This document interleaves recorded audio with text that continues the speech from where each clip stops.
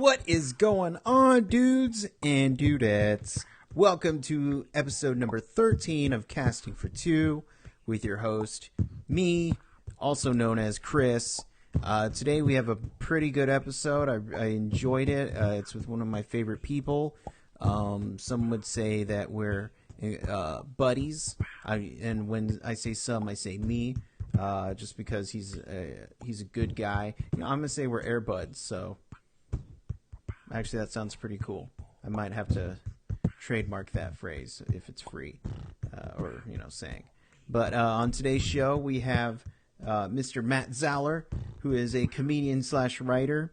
But you can see him, if you YouTube or go on Metadeck Cafe, search his name.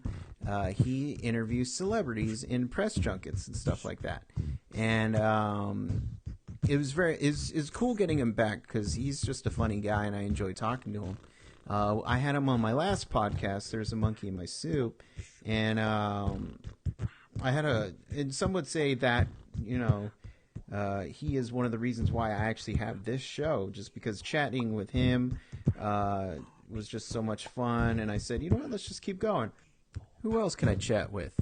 So he could have been where it started. I don't know. Who knows? But it was good to get him on the episode, just talk about what he's been doing and, the various projects he's involved with, and also talk about James Franco, which is very important. So, but you know what? I'm tired of talking, so sit back, relax, get something to drink if you're thirsty, because it's important to stay hydrated. And I'm tired of talking, so let's just start this episode. All right? So, Chris, cue the music, please.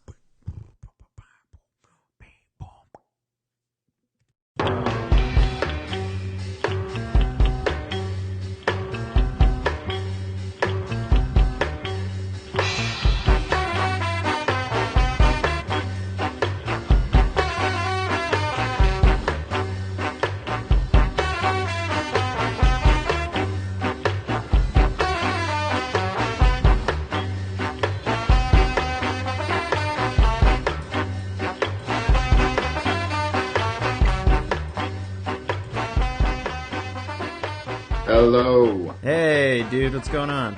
Not much. Just turning up my volume here. All right. Can I just do this the whole podcast? I mean, if you want, go right ahead. I can. It's whatever you want, really. It's your show. It's your podcast. Right. My version of it. Yes. Okay. Well, then I'm just gonna make a lot of noise instead of talk. All right. No, I'm not going to do that. How's it going, man? It's going good. And yourself? It's good. Just, I don't know. I don't know what I'm doing. Uh-oh. In life or? Well, today specifically. Oh, okay. I have like a bunch of pet projects that I'm in the middle of, and I don't have any clear direction on what to do today. Okay. Besides this, I mean, this is happening, and this is great. But in terms of so, do you want to spend the podcast deciding what you want to do today? We could. Okay. I mean, what should I do tonight? Or like today I have the day off, but I should use it efficaciously and do something that will enhance my mind, career and stuff. Okay. But instead, I may not, Right. I may take a nap. Mm-hmm. Which would, help you out in the long run, because then you'll feel energized the next day. Right. But I've also, yesterday I didn't sleep. I stayed up like all night, learning the stock market. Okay. Trying to figure out the stock market. Okay, why? And I don't know. I don't even want to invest, really. I mean, I just was like, what if I became this awesome day trader? And I had this real quick dream, or not dream, but ambition to learn all the secrets of day trading and swing trading, which is what they call it. Which is a little bit longer form of day trading overnight. And I slept 2 hours yesterday, And then last night, I went to town on some sleep. I got 9 hours, which just made me more tired. Anyway, we could talk about the stock market. I'm not an expert. Okay. Well, it sounds to me you're trying to live the life Bradley Cooper had in Limitless. I didn't see that one, and now and I feel bad about that because I heard that it was at least a C. Uh-huh. Yeah. Well, you don't have to watch it. You're living it.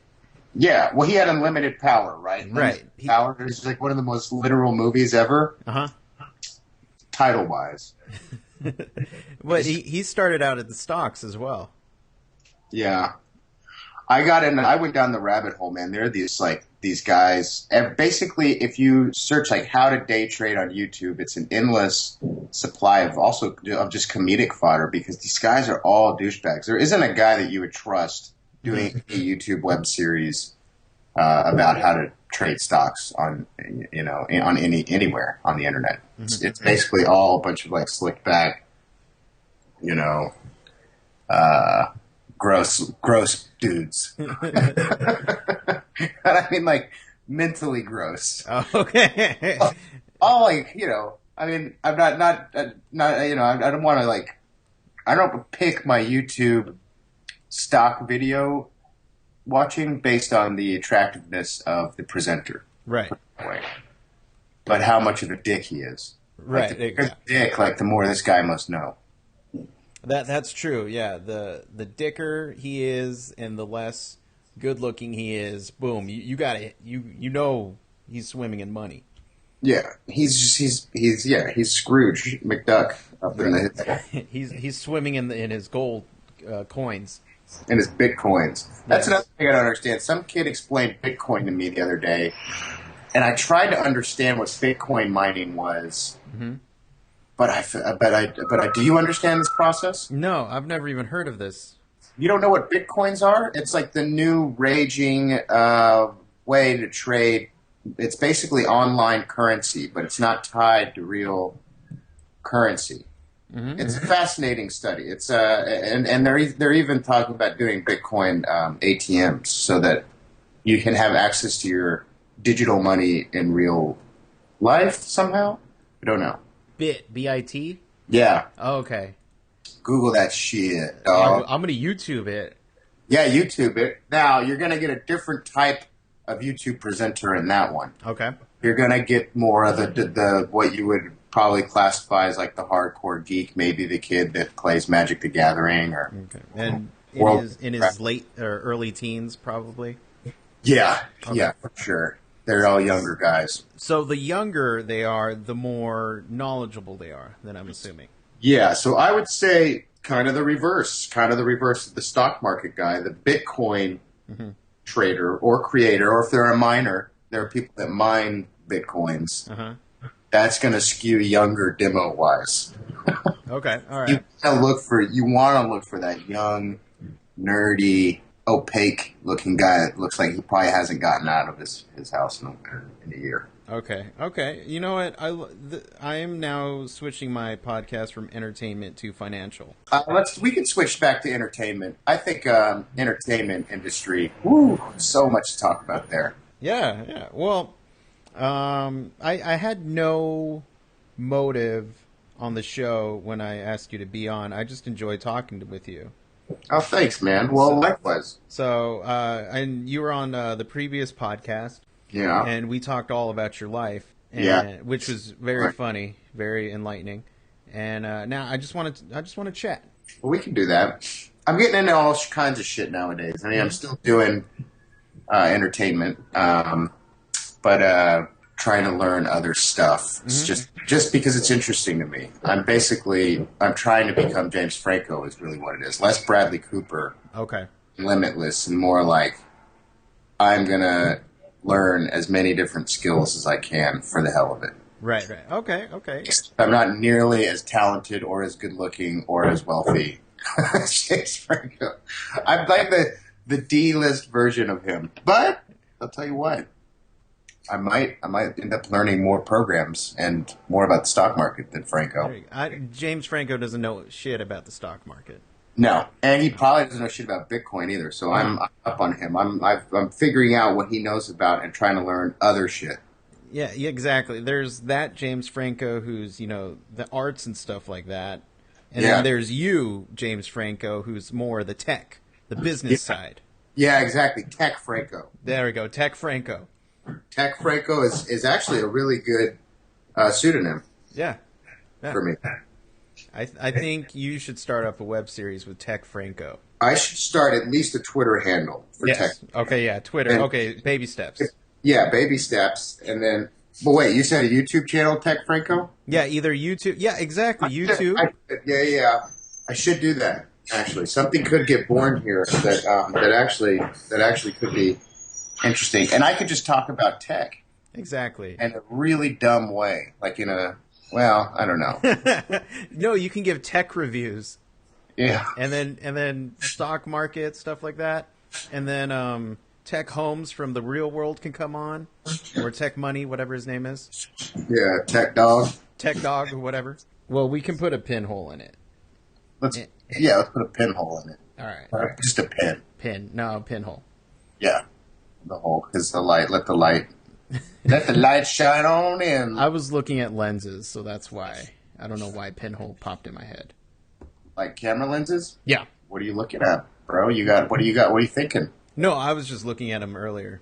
Yeah. And there's this contraption called Lens Baby. That's what it was called. Yeah. Have you heard of this contraption? No. Okay, this can be part of the Tech Franco. Sure, Franco that shit up.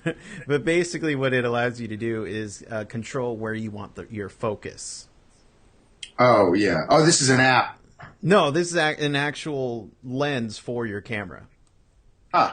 For like a 5D or something? Yeah, they have, Canon mounts, Nikon, all of that. And one of them is a pinhole lens or adapter you can get for it. Control where you want. So you can, it's not just depth of field. It will allow, that's interesting. Yeah, it's like $300, so it's not bad. And some of the... Is it an attachment or an actual lens? It's an actual lens that you put on.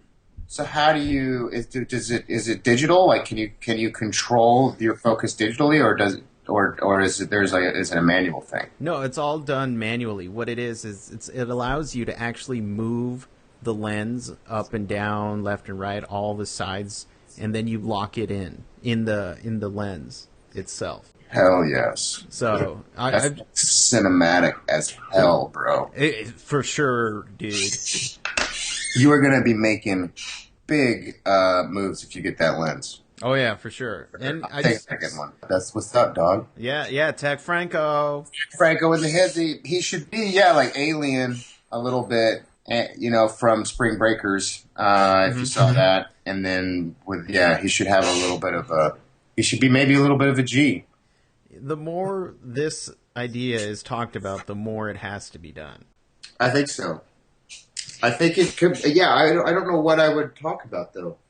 Tech Franco. Yo, what's up? This is Tech Franco. Today we're going to be talking about cardioid microphones. Well, let me just say, everybody's got their H4n. It's got the dual cardioid microphones. But what I like to do is pop them off. You know what I'm saying? And I throw those 160s on there because they come with the 120s. I don't know. See, you had me sold right there talking about cardioids. Yeah. So and then you do the dreads with the gold teeth. Boom. Yeah, I have gold fronts. I once traded when I was doing that beef bologna show that I used to do, sketch comedy show, which by the way, we just shot a 10th year reunion episode. So there will be a new episode of Beef Bologna coming out. No one has heard of Beef Bologna, but it's a show I used to do on Fox in Oklahoma back in the day. We once, the story, when we were doing the show, we would sell ads to local businesses, and one business approached us to do a commercial for them, Oklahoma Gold Fronts, and they were like these dudes that sold like goblets. It was like around the time when like Lil Jon and those guys were had those big chalices, those like gold encrusted chalices in their music videos. Right. And so they started selling those and gold fronts. And they were like, yo, they called us. We got a call. It was like, yo, dog, we want to get this commercial on beef bologna. And we were like, okay. And they were like, but we ain't got no money. I was like, all right. So we traded gold fronts for like 2 months worth of a 30-second slot for them. And so we all got custom grills out of it. Oh, nice. Anyway. There you go. I should wear those, dust those bad boys back off, but they hurt and they taste like shit. It's like I feel like they're scraping the enamel off my teeth every time I put them on. But they look fresh, man. Funky fresh? Is that kids fresh still say that? Fresh to death. I think okay. No, but funky fresh works. It's vintage. Hipsters might use it. Sure. But so what's going on with your interviews there? I didn't see too many of them at Comic-Con. Well, we decided that this year, normally my Comic-Con coverage is is kind of a shit show. I do like 25 interviews all over the weekend, and then release them, and we'll create like a unique page.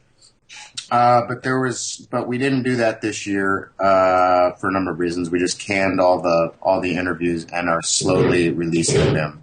Okay. Every other week. So last week was the Adult Swim episode, and I had Paul Scheer on and Patton Oswalt. Oh, yeah. Yeah, it's kind of a weird one. I think I pissed Patton Oswalt off. He didn't look too happy. No, I don't know. I'm always like half serious whenever I've interviewed him. I've never made him feel comfortable, and I feel bad about that because I respect him and I like his humor, but I think he's kind of a meow as a person. He's a human cat?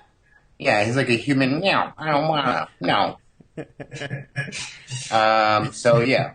But Paul Scheer is one of my faves, one of my personal faves. I've known him for a very long time. He's good dude. He seemed to get it. Oh yeah, he gets it. He's I've known him for a long time. We have some mutual friends, and I haven't really. I mean, he's just like, yeah, he's an improviser. He's a very skilled improviser. When he was doing UCB like way back, I think even in like the 1800s, he was improvising for UCB theater before Del Close was even. Before Del Close's grandpa was even around. Oh, yeah. Paul Scheer is one of those guys that's just sort of been around. Anyway, next week... I haven't been around that long, so I didn't know what to say. Yeah, well, no one has. That was the joke. What? You got me. Hilarious. I know. Sign this man to a very large and long contract. Next week we got Samuel Jackson on the Shizzo, and the interview show it's chugging along. But yeah, I don't have much new. Well, I might be doing a couple new interviews. We'll see. I also had Tom Lennon and Ben Garant on, which was fun for their movie. Oh, that was pretty funny. Yeah. Yeah, I mean, I did this. I wish that I had a second camera. I kind of just threw that one together, and I didn't have lights or anything. We shot that at the Friars Club, which was really cool. The New York Friars Club is a neat place. It's like a comedy museum in there. I mean, there's just like wonderful pictures on the wall of like 70 years, 60, 50 years, I don't know, of just people hanging out in that establishment. And it's super fancy. Comedy's a successful industry. Yeah, right. Let's switch back to what I'm going to do today. All right, what are you going to do today? Are you hungry? Well, first of all, that's why I was late on the podcast, because I realized I hadn't anything. I had to go out and get a sandwich. You got a sandwich, dog? Yeah, I got a sandwich, dog. Oh, you made a reference to my song.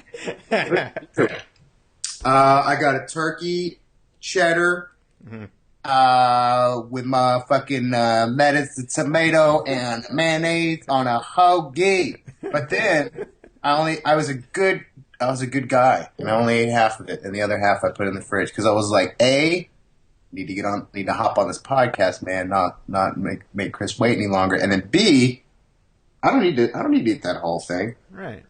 I'm trying to portion control myself. That's another thing I'm working on: tech, stocks, and portion control, and just like getting in sickest shape of my life. I'm straight getting in sick shape right now. You're gonna have one of those V's.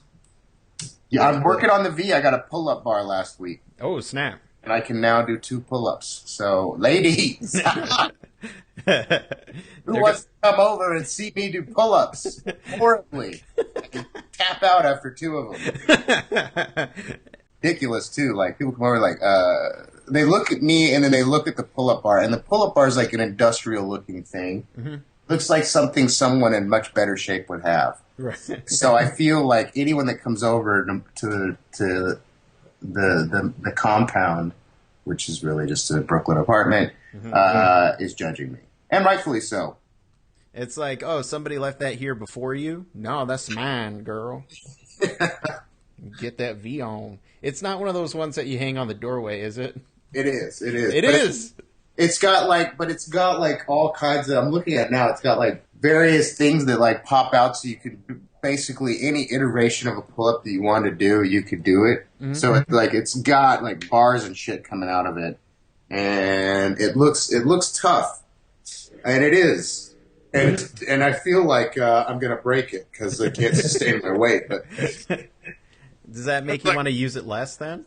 Yeah, so it's basically a waste of a purchase, but it looks cool, and it makes me look like I'm health conscious. Right. But whenever I do a pull-up, I almost feel like the crowning on the door is going to fall off because it starts shaking, and then like literally I'll have like little white specks of paint in my hair from after doing a pull-up. It's separating from the wall. Oh, okay. Yeah. No bueno. Did we need to go through all that? Probably. People need to know this. Right. Well, I was also thinking if you want to make people think that you're exercising, get one of those balls, those exercise balls. Yeah. The inflatable one, and just leave it in the corner. Well, what I really do is I have posters of Sean T all over. Okay. The guy who does this insanity workout. Right. I have posters of him, and I have a fake calendar that I keep on the wall. That like I just write in numbers of like reps that I did that day, but I never actually do any of the reps. But like people are like, oh, what is this? I'm like, oh, it's my workout calendar. Just like, and then I just make sure that it's like increasing in scale, so people think I'm like getting better. Right. I did 50 reps yesterday. Yeah. You change your voice like that too? Yeah, it's sort of like as soon as I start talking about working out, I kind of just like slowly go into like this kind of like freaking type of attitude about it. Yeah. I start like trailing up on my words every sentence, and I start talking like a kind of a valley girl, but like in a tough dude kind of way. Yeah, a valley girl who's a guy and has the V. Yeah. Okay. Which is another character I'm workshopping. Mm-hmm. I've been doing a lot of character workshopping, trying to figure out like who to bring to another interview or maybe to do a spin-off thing. So that's constantly in play with me there. Would his name be like V Franco? Maybe T Franco. T Franco. Okay. All right. Because testosterone. Gotcha. Okay. Yeah. Gotcha. But V Franco, yeah, and I don't actually. Well, I guess I could make up the V. Yeah, mascara or something. I don't know. The only thing budgetarily I need for this show is like a spray effects artist. What do they call that? Spray effects artists. Yeah. Artists. Artists. Yeah. There you go. How do you even? You know what I'm? You know, here's an admission. Okay. I forgot what I was going to say. Okay. Forgetful Franco over here. Well, anything that ends with an S and is plural, I avoid writing because I don't know how to grammatically write it. I'm too lazy to figure it out. And I'm a writer, and so I just that's an admission. So and I don't know. I can't think of an example of a word that I avoid using. Anyway, great anecdote, Matt. Fucking give this guy a job. I find myself as doing this podcast, I've become more afraid with pronouncing people's names. Oh yeah. Oh, do you know how many people I've interviewed over the years and I don't know who they are? And I feel bad because they're like really famous, successful, talented people, and I'll sometimes be in the middle of the interview and be like, And I don't know anybody's characters. So as my bit is generally that I don't do a whole lot of research before I go in. I mean, there's some people that are obvious that but there are a lot of people I interview I don't really know what characters they're playing or who they are particularly, and I don't care to research because I think it's funnier that way if you just have no idea who you're talking to. Right. You can't do that with Samuel Jackson or whatever. But right. Well, I mean, his body of work is pretty huge, so. Yeah, and there's no way you could possibly know. I think he's been in more movies than like anybody. I mean, he's been in like 500 movies. Yeah, I mean, he's a jumper, so. And he was the jumper. Yes. Yeah, in real life and in that movie, which is, by the way, where is Hayden Christensen? He is. Where's Annie? He didn't sell you that sandwich earlier? No. Everyone likes to hate on him. I mean, he really pissed off the world with his Anakin. Right. And that's so sad for him, though. I'm sure he's not a bad guy. He just, literally ruined, his career is over because of that. Mm-hmm. But that wasn't even his fault. I mean, he was just directed poorly. Right, yeah. I mean, he probably could have delivered a much better performance. Or maybe he even did, and just those cuts weren't included. Mm-hmm. Whatever. No, he wasn't bad in the last one. I probably enjoyed the last one a bit more than the...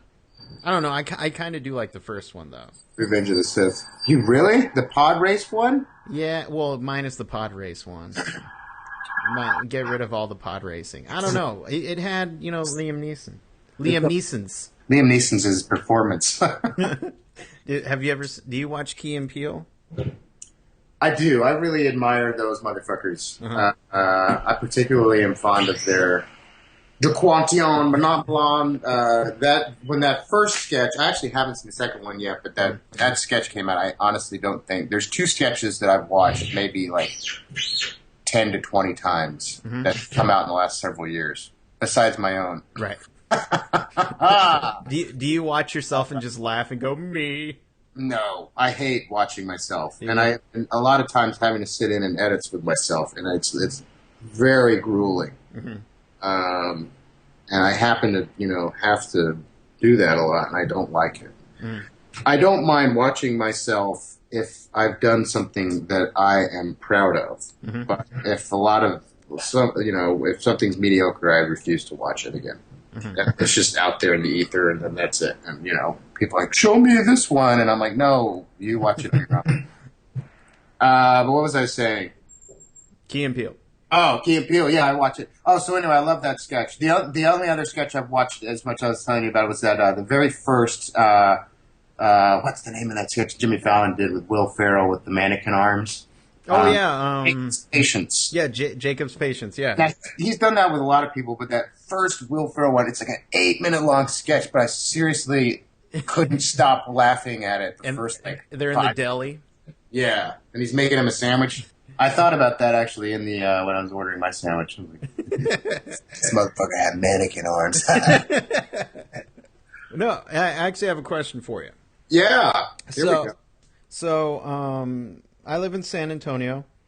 San Antonio. And they're having a local Comic-Con coming to the city. Okay. With a bunch of Walking Dead people, wrestlers, stuff like that. And so just for the fun of it, I applied for, press passes. And I showed them my work, my podcast stuff, and they gave them to me. Nice. So I was wondering if you could give me some tips on interviewing people. People have occasionally asked me this, and I don't know what the answer is. Okay. It depends on what level of fandom you are. So if you're a journalist, you're going with a podcast and out of, your own personal interest. Right. So you're probably going to cover the stuff that you like. Right. So when you're asking questions, it's probably just going to come kind of organically and naturally. Well, like the things that would interest you. Most likely the things that would interest you are the things that would be interesting to hear for other people, if you're going to take a serious approach. And I would say the more you think about it, without overthinking it, which is the magical towing of the line. Mm-hmm. They're doing construction upstairs, I'm sure. I thought you were working out or something. No, yeah, pumping off just a few pull-ups. Here. I call this my hammer size. No, if I were working out while talking, I'd be talking like this because I'd be struggling. Yeah, just whatever interests you, man. Whatever interests you is likely. You're an intelligent dude. It will come across and be interesting to other people. Okay. And I find that people love talking about themselves. So like Okay. give them if you give somebody a nuanced question that they're not really expecting, that's interesting, you'll get good responses. Unless they're just an asshole, which there are a lot of those out there too. Okay. Is that helpful? No, that's helpful. So basically, don't talk about myself, and the things that I'm going to talk about aren't going to be that interesting. Just just randomly pick one of my interviews and do the opposite of it. Okay. And that's probably, although sometimes, I find myself kind of just chatting and shooting the shit. Lately, I've just been chatting and shooting the shit a lot more. Was there anything else you wanted to chat about? Or you're doing this project I read a couple days ago. Yeah, not a comedy project, but I can plug that. I was doing this thing for Levi's and Skillshare. It's for charity. I was just helping produce. I own a production company called Model Cloud Productions, where I do some work outside of the web shows that I do. And the Levi's thing is Skillshare is this site where you can sign up and like learn a specific skill, and it's project based. So you do a project with the teacher, and the teachers are all very like successful, interesting people. So like they're kind of famous in their field, like Mark Echo or we shot David Carson, who's a graphic designer who like did Nine Inch Nails covers and was the graphic designer for Radar Magazine for many years, and Bang Bang, this tattoo artist on how to design a meaningful tattoo.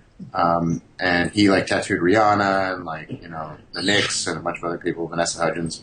So, that was interesting. You can sign up at Skillshare.com and go make a charitable contribution and learn a skill in an interesting class. There you go. I know, the stop motion one had me intrigued. Yeah, so the stop motion one was interesting, and actually, this episode of this show that I probably shouldn't be talking about until it gets sold, but is dedicated also to stop motion. There you go.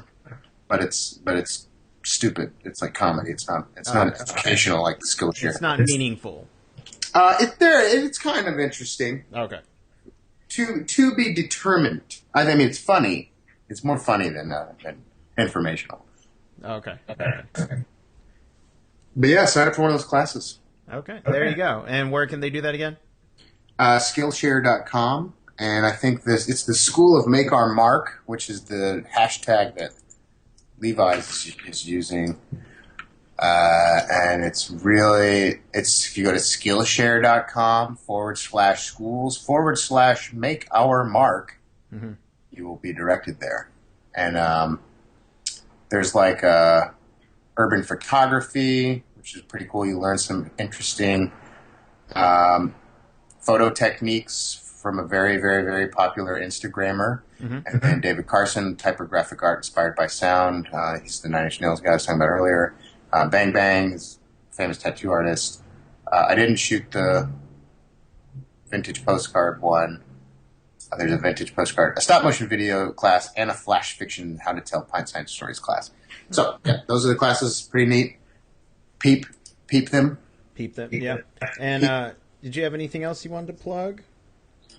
Meta Cafe Unfiltered is my show. We got a new episode next week, and Samuel Jackson's going to be on. And then look out for this show on Instagram about Instagram and Vine that I'm working on. And that's probably it. Follow me on Twitter, Matt Zaller. Right on. But was there anything else you wanted to talk about? I guess that's it. I blabbed a lot. The Franco stuff is, I'm gonna develop that. That we just printed our own money, really, with Franco. Yeah, I mean, with Franco's face on it. I'm going directly to YouTube or like Funny or Die or hell, Comedy Central with that. I mean, right in the heels of the Franco roast. Right. I mean, we might as well do it. And I don't know, the tag can be a different Franco for every situation. Sure. Something like that. I don't know. Franco. He's everywhere. He's everyone. There you go. The everyman Franco. Everyman Franco. Yeah. There you go. All right. Well, just let me know how that does, okay? I will. I want some of that Google money. Yeah, you believe me, you're gonna get some of that Google money. All right. Some bitcoins. Nice. I'll learn about them first, and then I'll be excited to get them. Yeah, and everybody holler at me, if you want a little crash course on how to day trade stocks, how to do options, if you want to do calls and puts. I'm on the level now, so I'm also giving advice on that front. You're not that good though, because you're not that much of a douche though. Yeah, I'm terrible at it, but I will. But E-Trader Franco is definitely gonna be solid at it. Right, for sure. So subscribe to his channel when you see it. All right, will do. Matt, pleasure having you on the show. Bullshitting about nothing. Yeah, but love it. We got Franco talk, so it's all good. Yeah, Benjamin Franco, the founding father. There you go. Actually, yep. that was a good. I love how you just gave up. Like, Yeah, fuck it. Because I realized I ruined your outro. With A, a bad joke, and B, a trail off. But hey, that's what you get when you get Matt Zaller on the show. There you go. But thank you for joining me. No problem. All right, you take it easy, all right? And have a good rest of the day. Thanks. Same to you. I'm going to go do some pull-ups now. All right, get up to 3, all right? Yeah. Yes, sir. All right, take it easy. Later. Bye-bye.